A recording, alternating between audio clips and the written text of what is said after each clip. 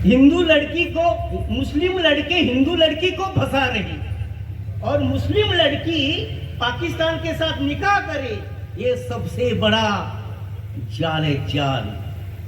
यो सर्वात मोठा जाल आहे, तुमच्या लक्षात येणार नाही। लव जिहाद सरकार, धर्मांतर सरकार आपले जर बांधव धर्मांतर करत असेल तरी दुःख वाटते, दुःख वाटते। हिंदू माणसाकडे जर पैसा आला ना तो मुलीचा साखरपुडा जबरदस्त करणार, हिंदू माणसाकडे पैसा आला हळदी समारंभ जबरदस्त करणार, हिंदू माणसाकडे पैसा आला बंगला गावात कसा नसेल त्या पद्धतीचा बांधणार, पण मुसलमानाकडे पैसा आला तो धर्मासाठी खर्च करणार। मग आपला पैसा सारा धर्मासाठी। अरे बघा जवाहर मोखाडा बेगा आदिवासी लोक धर्मांतर स्वीकारत, तिथे पैसा वाटा ना थोडा आपल्या खिशातला जाऊ द्या। मी सांगतो हे सप्ते इथे उभे करण्यासाठी माझ्या गावात 6 सप्ते होतात, ते 6 सप्ते होतात ते इथे संपण्यापूर्वी एखादा असा सप्ताह नियोजन करा। आपले आमदार साहेब इथे एखादा सप्ताह असा करा की जिथे आदिवासी लोक असतील, जिथे धर्मांतर होते, हा तर इतिहास तुमचा बनेल। आमदार साहेब हे करा, तुम्ही करा, हे केलं पाहिजे, हे केलं पाहिजे।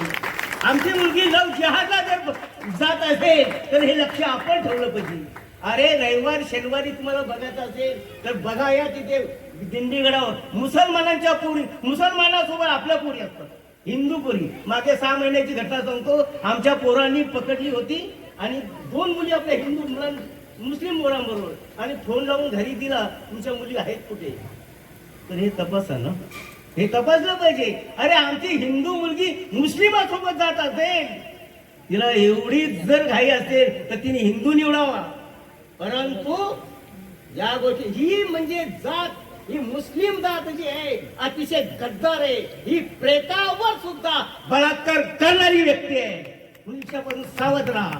आपल्या गावात जर भाडेकरी असतील तर सावध राहा। आज भाडेकरी आहे, उद्या मालक बनतील, उद्या मालक बनतील। अगर आज खामोश रहेंगे तो कल सन्नाटा छाएगा, आग लगेगी हर बस्ती को तो याद दयानंद आएगा। ये आजचे शब्द तुम्हाला सांगतो। अरे ह्या बंगल्यात नक्की आपला नातूच राहील का हे कशावरून तुम्ही सांगता? तुम्ही काश्मीर फाईल बघा, केरला स्टोरी वाचा, काय प्रकरण होते। अरे भेवंडी शोधा तुम्ही, काय प्रकरण आहे चालू आहे। रोजच्या रोज आपली मुलगी लव जिहादला बली पडते अशी रोज वार्ता असते भिवंडीतून। जय हिंद, जय महाराष्ट्र।